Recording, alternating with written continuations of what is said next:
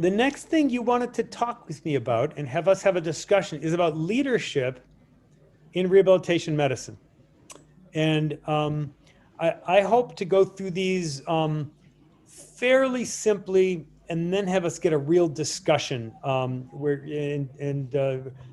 actually has his background as an industrial psychologist before he became a journalist, knows a bit of how people in teams work. So this is not a talk that I would give by myself, except for that I made the slides. So let's see. This has to go like this. So this is Howard Rusk. In 1966, they awarded this medal to Howard Rusk because he had led rehabilitation in the world from World War II. After the war, he formed the World Rehabilitation Fund, and they were in 110 countries. And if you go back and find a very, very old man in Cameroon or a very, very old woman in Cameroon who was in rehabilitation, they were trained by Howard Rusk's people. That's how much influence he had, okay? Well, so he's the father of rehab medicine in the United States. He even advised the president of the United States on how to build Europe. He was just a great leader. That's where his power was.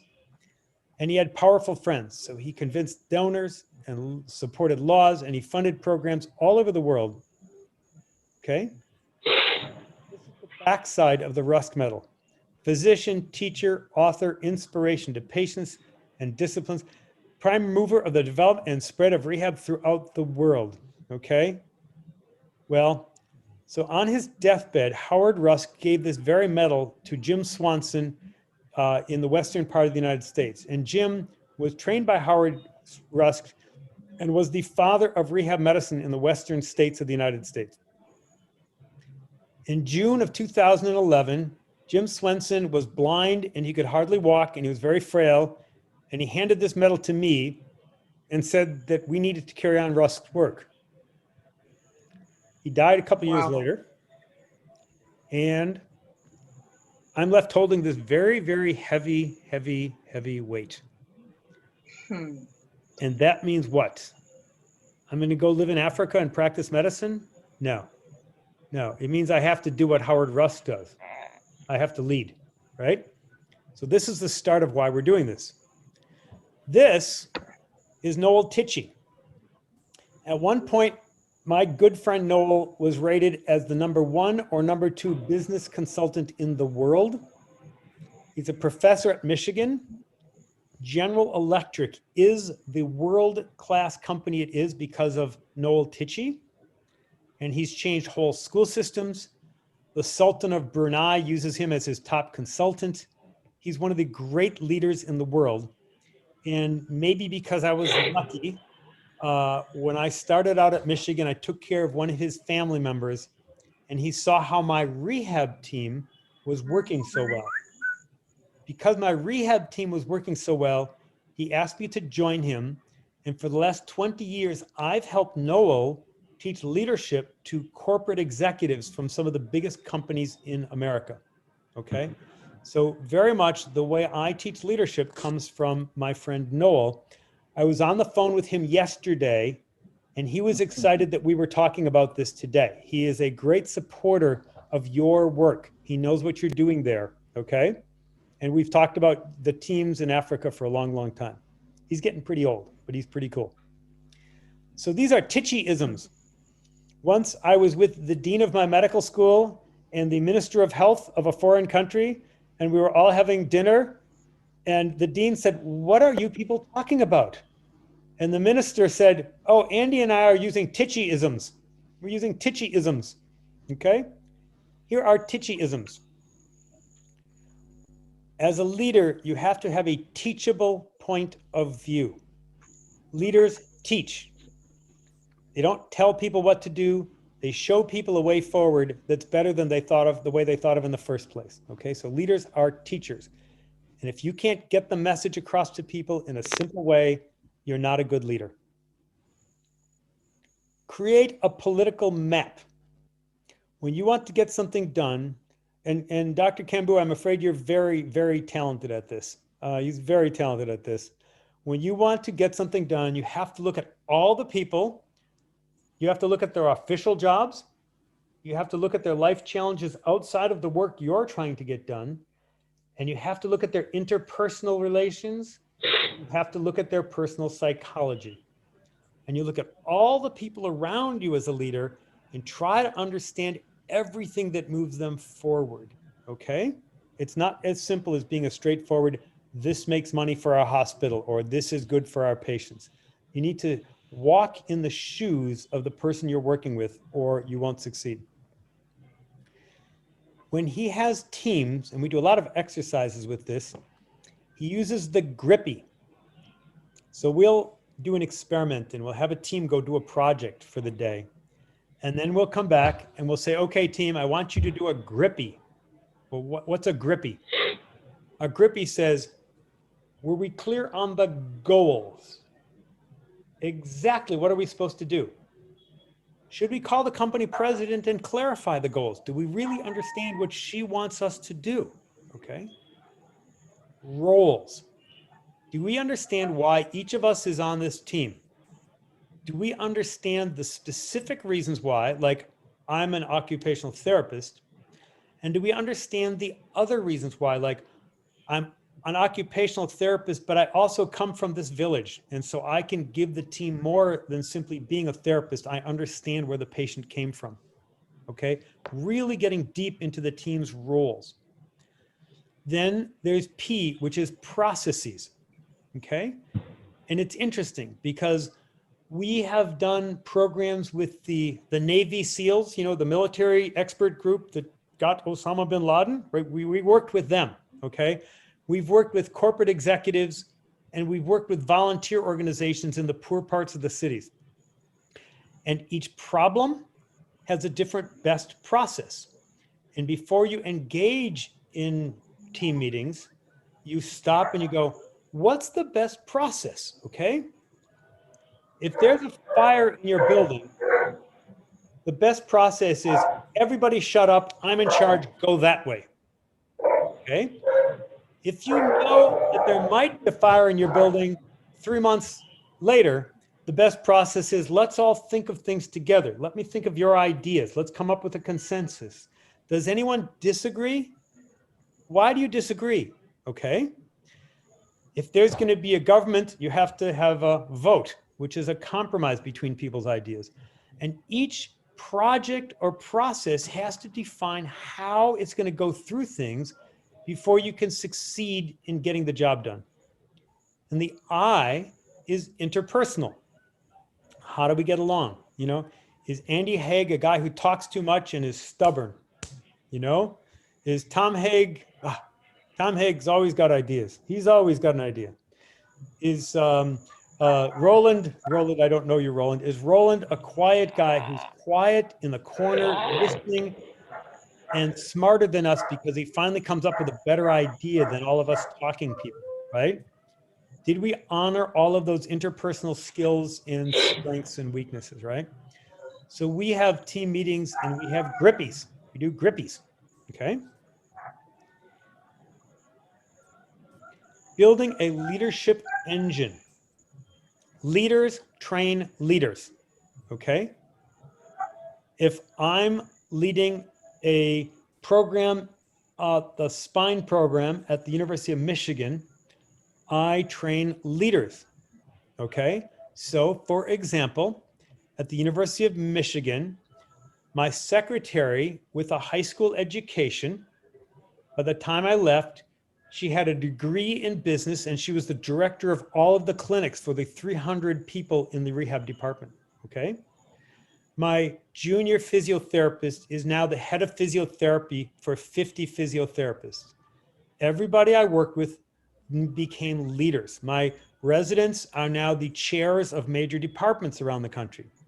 Now, I'm proud of all them in their new roles, but the real point of a leadership engine is if you look at every secretary and nurse's aide and cleaning person in your building and say, let's make them a better leader, they perform better, okay?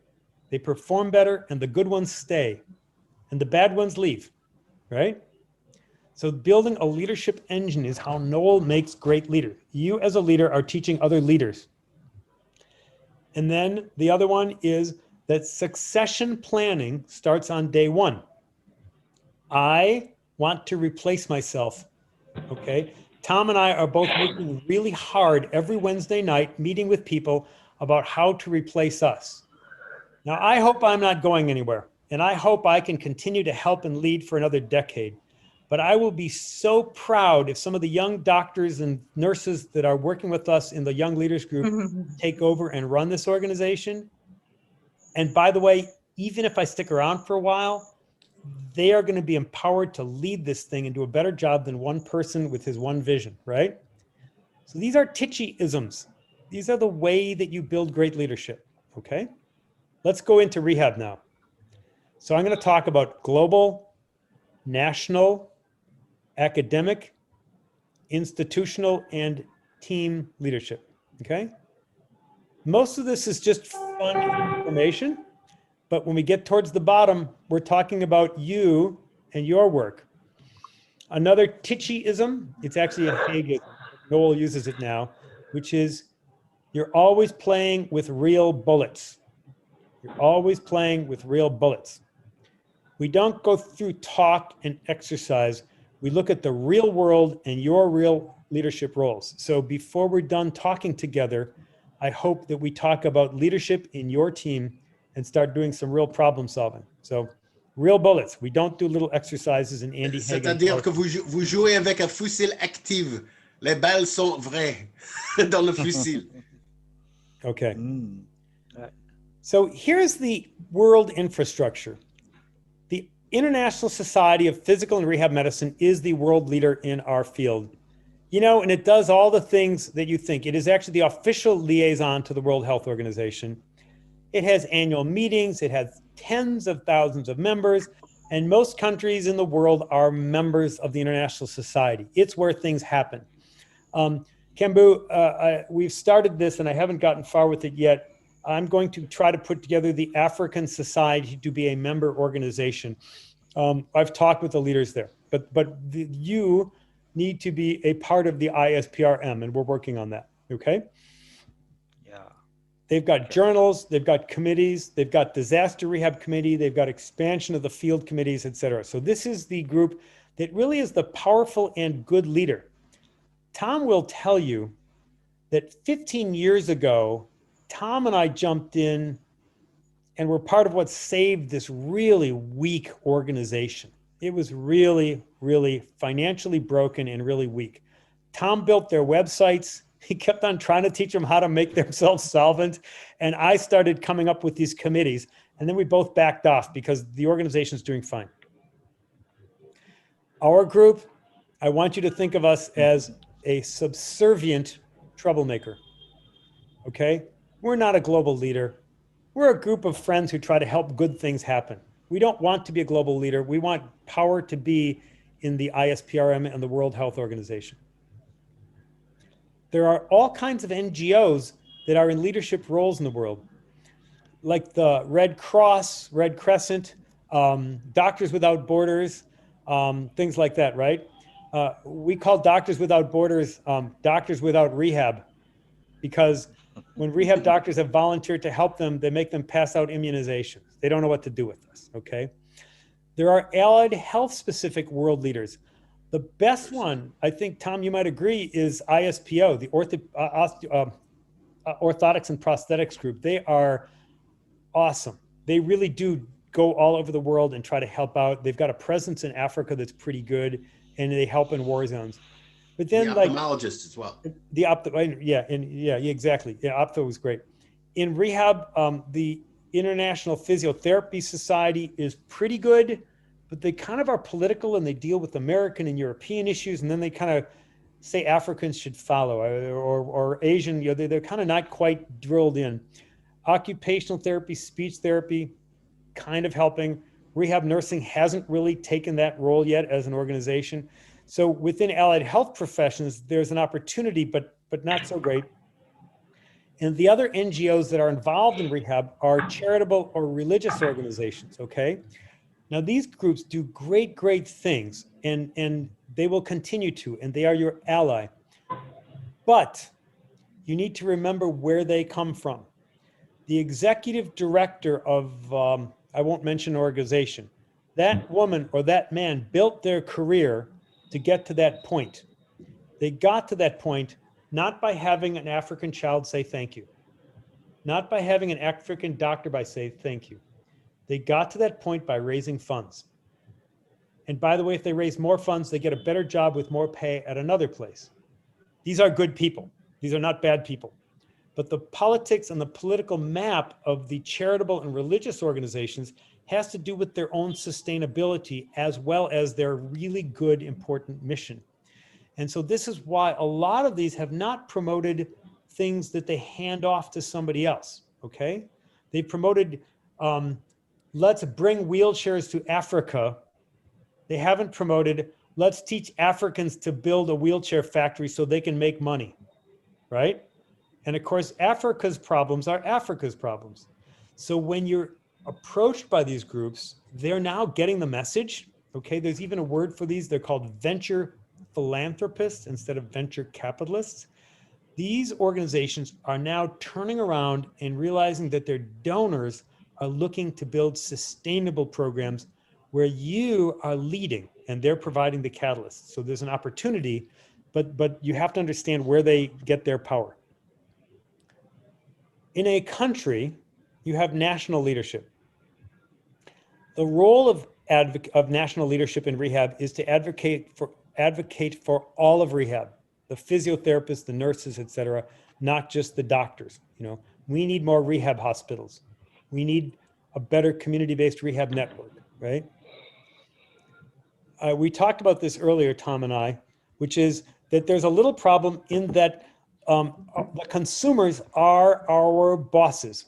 We work for the people, they don't work for us. But the conflict of interest between people who are healthy with disability and our medical role in taking care of the people who don't have a voice is really important for medical leadership in rehab. As a medical leader, I respect the need for jobs, but as a medical leader, my role is to say, why isn't there a physiotherapist in the intensive care unit? Why don't we have spasticity drugs on our national formulary? There are really stupid interdisciplinary turf battles, okay? Where the nurses think they're in charge, the physios think they're in charge, the doctors think they're in charge. And these happen in all countries, and they're often powered by people who want leadership roles. And they're often the flames of this fire are often fueled by international organizations who are looking for their own political egos, okay? I've seen this in Africa where an American physiotherapy leader came and told my African physios what they should do because it works in American politics. And my African physio friends were just going, this doesn't make sense, okay? So as leaders in your country, you want to work together, not listen to the noise, and realize that you all have the same mission. It's really hard to do because everybody's leadership role means more money, more prestige, and you just want to not go there. Physicians in rehab have an interesting longitudinal viewpoint and unfortunately more political credibility than some of our other friends. I say unfortunately because there are better leaders in social work and rehab, physical therapy. But you recognize that you need to use the physician's leadership in rehab because we've got this viewpoint from the intensive care unit until they've been home for 6 years and haven't seen a therapist for a decade or whatever, right? Most countries have a society. In the US, and these are organizations to pay attention to because their websites have a lot of resources and because at some point some of these may be helpful to you. So the American Academy of Physical Medicine Rehab is for clinicians. There must be 10,000 or 8,000 members of the American Academy. It doesn't do much global health work, but it's very important to help with us. The Association of Academic Physiatrists is technically an American organization, but it is really working hard to expand and reach out to academic rehab doctors around the world. And they just named me onto their global health committee so that I'm there to help represent you and to bring you into the fold in academic rehab medicine, okay? So the AAP looks American. All the residency training programs, the academic programs are members of the AAP, but it's going to help us out. It's going to be a friend to Camaroon. The American Congress of Rehab Medicine is really cool. And if you went to just one meeting in the US, and it's not a meeting I go to because I go too many, it's the ACRM, because this is interdisciplinary. Sometimes the president is a physiotherapist or a medical doctor or a speech pathologist or an administrator. And this is interdisciplinary, which is the way it should be. For all kinds of sad reasons, about 15 years ago, the American Congress had corrupt leadership and they were separated from the academy. So now the medical doctors meet in one place, the Congress meets in another place. Medical doctors go to that meeting, but that's not the main meeting for medical doctors. And the Congress is a really awesome group of all the leaders across disciplines. So that's a great group to hang out with, especially if you're in an allied health. But even for us physicians, I wish we had more of it. So we've informally formed this African society, and Symphorian, you and Ethiopia, you and Camaroon have a society formed already, and I'm talking to them. So I'll leave it to you what you call yourselves, but you are it. And give yourself a name, give yourself a letterhead, and a logo, and all of a sudden you look legitimate. Huh? It's nothing. It's fraudulent, but it's nothing more than give yourself a name and a letterhead, and all of a sudden you can write letters to people. Huh? Yes. Ça Academic leadership. marche. Yeah. So in medicine, in rehab medicine, these are the roles that people will take in your country as you build programs. Traditional academics, of course, the research. Do you know how powerful it is when a little paper is published in a journal from Camaroon? People pay attention, okay? People in Camaroon pay attention. People in Africa pay attention because there's so little research on rehab that they attack it. And when you publish a paper, it has so much political power, you can't believe it. So over time, the academic role of you folks publishing some papers, of us helping you or teaching you how or mentoring you or finding the German doctor or the German physio who knows more about electrical stimulation, whatever you have a passion for in research is more powerful than you ever think. Teaching of medical students so that from the day of injury, that family doctor says, what about work? How are you going to get back to work? Residency training programs. So we have doctors learning how to do our specialty. And subspecialty training. You know, in the United States and in many developed countries, after you've finished your 4-year rehab training, you can go on and become a pain medicine subspecialist, a neuromuscular and electromyography specialist, a brain injury specialist, a spinal cord injury specialist, or a pediatric specialist, and be board certified in a subspecialty, okay? So many of the academic centers are going beyond general rehab medicine to subspecialty training. Some of our friends, by the way, Tom, I think you know this, but our friends in Milwaukee are opening the doors to our African friends coming and getting some subspecialty training in some of those areas, which will be really fun when we can get Symphorian over to Wisconsin. Or sports medicine in Ethiopia. Sports medicine, yeah. A palliative care, another one. Clinical services, the academic centers usually run the multidisciplinary specialized program, whether it's the inpatient rehab hospital with 200 beds, which, by the way, Camaroon needs that inpatient rehab hospital with 200 beds. That won't be enough beds, but you get the idea of the scope of this. Or whether it's the single visit outpatient assessment, so people can come from 300 kilometers away with their multiple sclerosis, come one day, see a neurologist, a physiatrist, a PT, an OT, a nurse, a social worker, and a psychologist, and go home to their local community and their community-based program, right?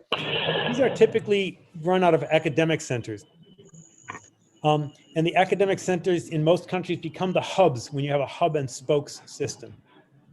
The clinical services of an academic center often are motivated to outreach to the medical community, to do community education for the physicians and nurses and therapists in the community.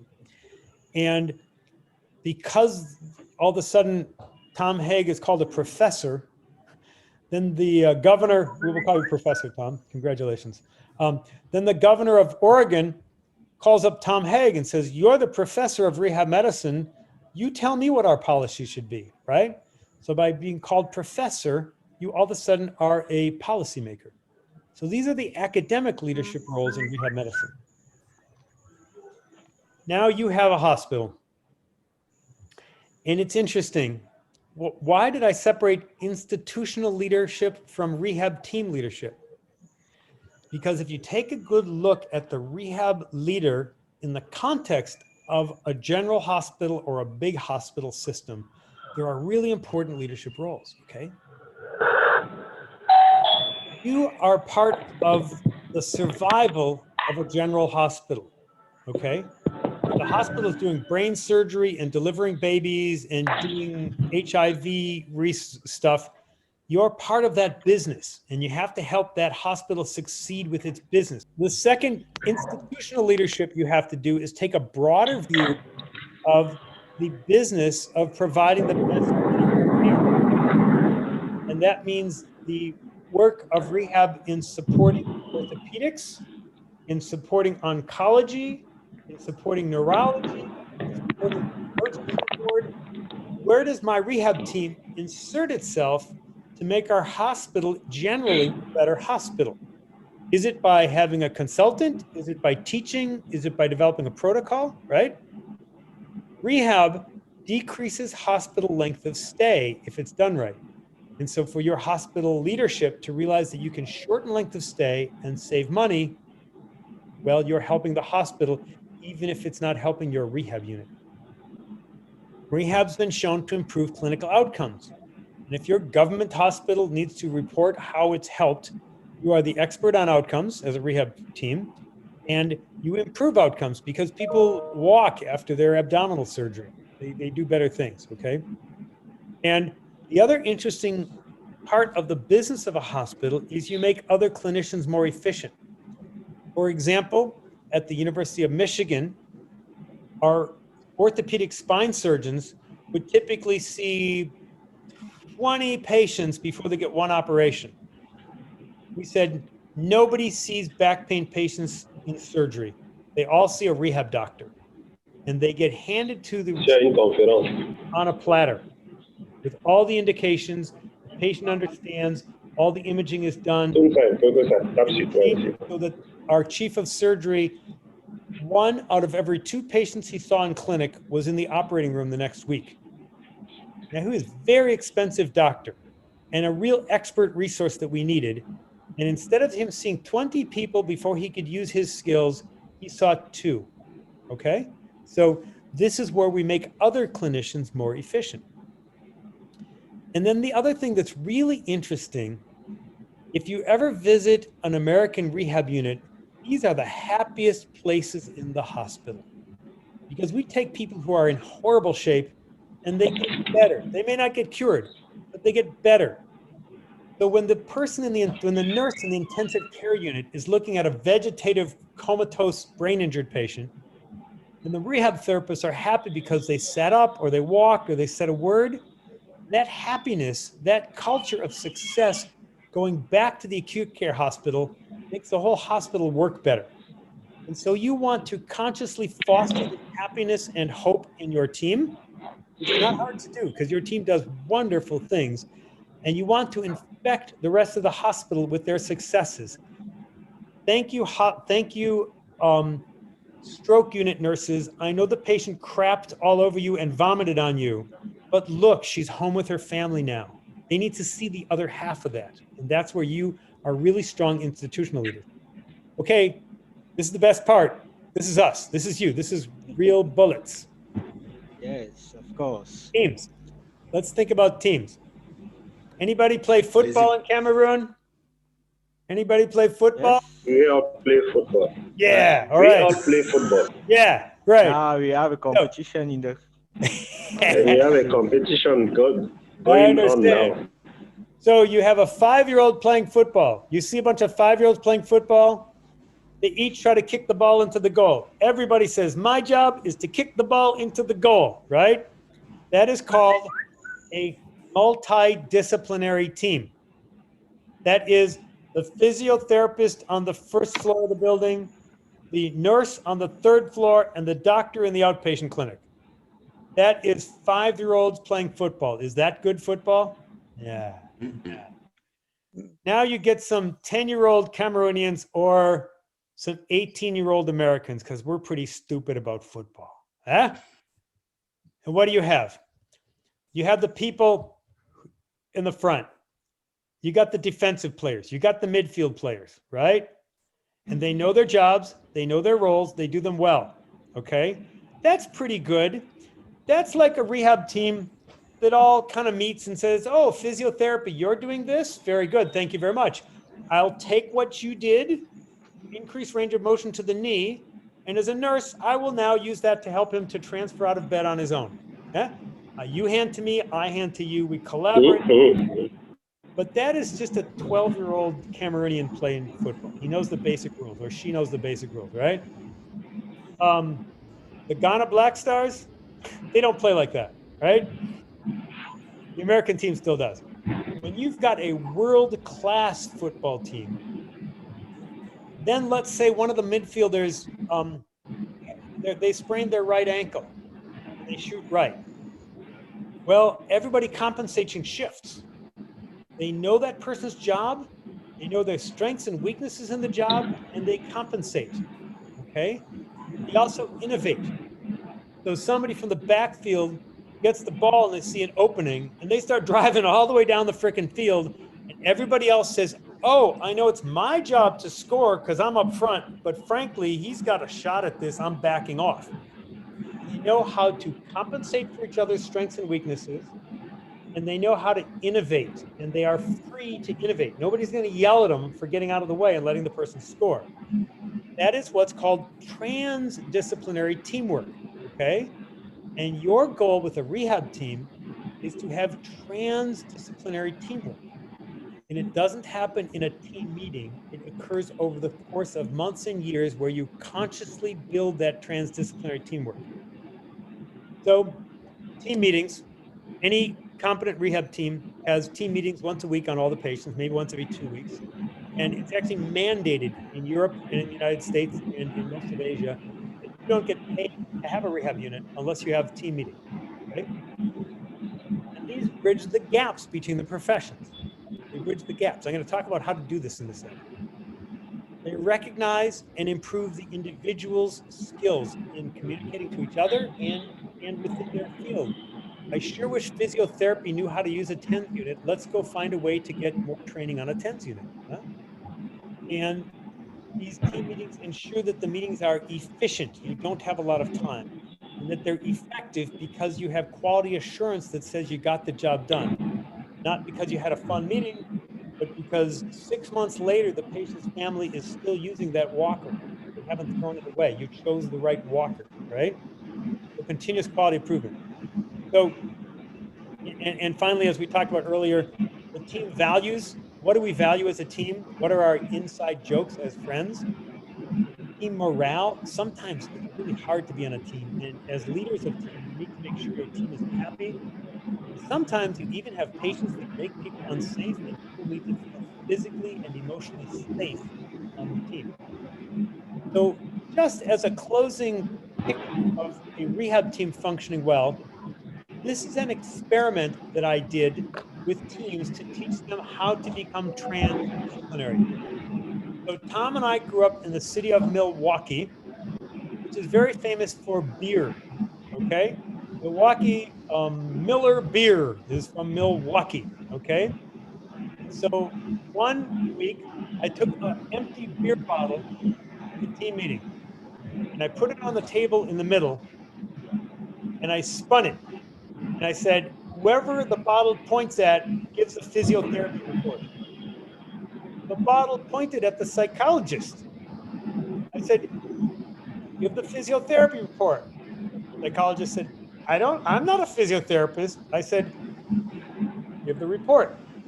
The psychologist said, well, honestly, I think she's walking a little better, but I don't know if I'd let her, like, she wasn't very safe getting into the chair in my office. Thank you. We went and spun the bottle with everybody.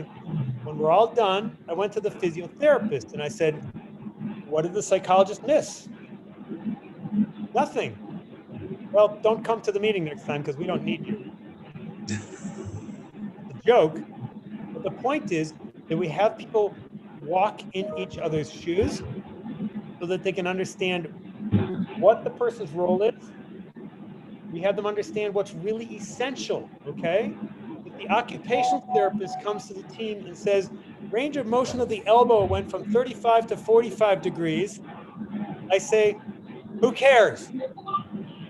If they can't tell me who cares, then they should not mention that. Now, if they say, therefore he can wipe himself in the bathroom, oh, tell the nurse that, right? And of course, I'm never so rude. And of course, I'm never so blunt. They learn each other's jobs and they learn what they need to hear from. Develop a transdisciplinary football team that can win the Africa Cup, okay? So,